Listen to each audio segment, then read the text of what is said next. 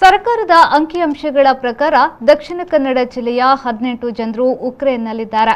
ಈಗಾಗಲೇ ಅವರ ಮನೆಯವರು ಮತ್ತು ವಿದ್ಯಾರ್ಥಿಗಳ ಜೊತೆ ನಾವು ನಿರಂತರ ಸಂಪರ್ಕದಲ್ಲಿದ್ದೇವೆ. ಸರ್ಕಾರ ಸದ್ಯ 4 ಮಂತ್ರಿಗಳನ್ನು ನೇಮಿಸಿ ಅವರನ್ನ ಕರೆತರೋ ಪ್ರಯತ್ನವನ್ನ ಮಾಡುತ್ತಿದೆ. ಕೆಲವರು ಈಗಾಗಲೇ ವಿಮಾನ ಹತ್ತಿದ್ದಾರೆ, ಇನ್ನು ಕೆಲವರು ಬಂಕರ್ನಲ್ಲೇ ಇದ್ದಾರೆ ಎಂದು ದಕ್ಷಿಣ ಕನ್ನಡ ಜಿಲ್ಲಾ ಸಂಸದರು ಹಾಗೂ ಬಿಜೆಪಿಯ ರಾಜ್ಯಾಧ್ಯಕ್ಷರಾದ ನಳಿನ್ ಕುಮಾರ್ ಕಟೀಲ್ ಹೇಳಿದರು.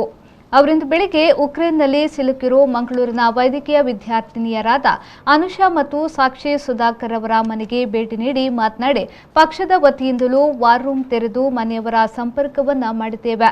ಮಂಗಳೂರು ನಗರದ 5 ಕುಟುಂಬದ ಬಳಿ ತೆರಳಿ ಅವರಿಗೆ ವಿಶ್ವಾಸವನ್ನ ತುಂಬಿದ್ದೇವೆ. ನವೀನ್ ಎಂಬ ಯುವಕ ಬಾಂಬ್ ದಾಳಿಗೆ ಮೃತರಾಗಿರುವುದು ಬೇಸರದ ವಿಚಾರ.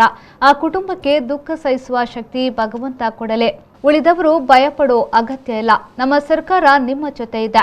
ಸಿಎಂ ಬೊಮ್ಮಾಯಿಯವರು ಕೂಡ ನೋಡೆಲ್ ಆಫೀಸರ್ ಅನ್ನ ನೇಮಿಸಿ ಕ್ರಮ ವಹಿಸಿದ್ದಾರೆ. ಪಾಸ್ಪೋರ್ಟ್ ವಿಚಾರದಲ್ಲಿ ಯಾವುದೇ ಸಮಸ್ಯೆ ಆಗಲ್ಲ ಅಂತ ಪ್ರಧಾನಿಗಳು ಹೇಳಿದ್ದಾರೆ. ಕೆಲವರು ಪಾಸ್ಪೋರ್ಟ್ ಕಳೆದುಕೊಂಡಿರೋ ಘಟನೆಯಾಗಿದೆ. ಮತ್ತೆ ಕೆಲವು ಏಜೆಂಟ್ಗಳು ಹುಟ್ಟಿಕೊಂಡಿದ್ದು ತಲುಪಿಸುವ ಡಿಮಾಂಡ್ ಮಾಡ್ತಿದ್ದಾರೆ. ಆದರೆ ಇದನ್ನ ತಂಡ ರಚನೆ ಮಾಡಿ ಪರಿಹರಿಸೋ ಕೆಲಸವನ್ನ ಮಾಡಲಾಗಿದೆ. ಎಲ್ಲಾ ದೇಶಗಳಲ್ಲಿ ಪ್ರಧಾನಿ ಮನವಿ ಮೇರೆಗೆ ಪಾಸ್ಪೋರ್ಟ್ ಇಲ್ಲದೆಯೂ ತರುವ ಕೆಲಸ ಎಂಬೆಸಿ ಮಾಡುತ್ತೆ ಎಂದು ಹೇಳಿದರು. ನಮ್ಮ ರಾಜ್ಯದ 10 ಯುವಕರು ವಿದ್ಯಾಭ್ಯಾಸಕ್ಕಾಗಿ ಉಕ್ರೇನ್ನಲ್ಲಿದ್ದರು. ಅದರಲ್ಲಿ ವಿಶೇಷವಾಗಿ ನನ್ನ ಲೋಕಸಭಾ ಕ್ಷೇತ್ರದ 18 ಜನ ಉಕ್ರೇನ್ನಲ್ಲಿದ್ದಾರೆ. ಸರ್ಕಾರದ ಅಂಕಿಅಂಶ ಪ್ರಕಾರ ಅಲ್ಲಿ ಅವರು ಭಾರತಕ್ಕೆ ಬರ್ತಕ್ಕಂಥ ಎಲ್ಲ ಪ್ರಯತ್ನಗಳನ್ನು ಮಾಡ್ತಾ ಇದ್ದಾರೆ.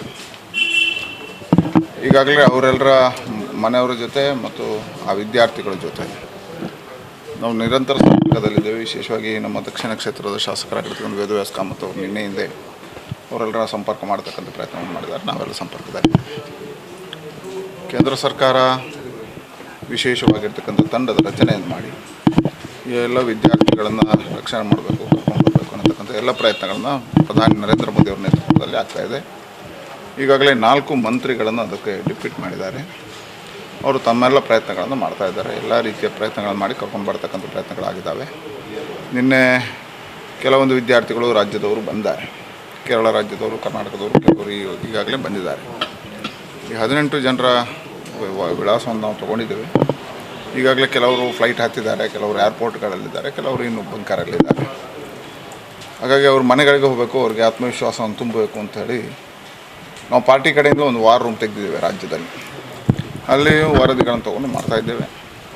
ಹೀಗಾಗಿ ಇವತ್ತು ಮಂಗಳೂರು ನಗರದಲ್ಲಿರ್ತಕ್ಕಂಥ ಮಹಾನಗರ ಪಾಲಿಕೆ ಒಳಗೆ ಇರ್ತಕ್ಕಂಥ 5 ಕುಟುಂಬಗಳಿದ್ದಾವೆ. 5 ಕುಟುಂಬಗಳ ಹತ್ರ ಹೋಗಬೇಕು ಅಂತ ನಾನು ವೇದವ್ಯಾಸ್ ಕಾಮತ್ ಹೊರಟಿದ್ದೇವೆ. ವಿಶ್ವಾಸ ತುಂಬಬೇಕು. ಇದರ ಪರಿಣಾಮ 18 ಜನರಿಗೂ ವಿಶ್ವಾಸ ಬರಬೇಕು ಮತ್ತು ರಾಜ್ಯದ ಎಲ್ಲರಿಗೂ ವಿಶ್ವಾಸ ಬರಬೇಕು.